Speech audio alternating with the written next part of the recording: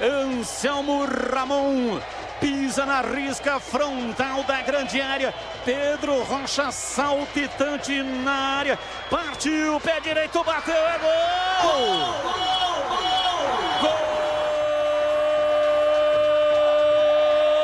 Gol do CRB! Anselmo Ramon partiu, bateu firme. A bola bateu no fundo do gol. Empata o jogo aqui no majestoso Anselmo Ramon. Camisa número 9. Anselmo Ramon empata o jogo. Ponte Preta 1, CRB 1 e o detalhe do gol é seu Vladimir Catarino. Desta vez não deu para o Pedro Rocha, né? A cobrança do Anselmo Ramon foi mais centralizada. O goleiro pulou no canto esquerdo. Nada pôde fazer, empata o jogo Anselmo Ramon 1-1. Linguiças Seara, deliciosas opções para o seu dia a dia.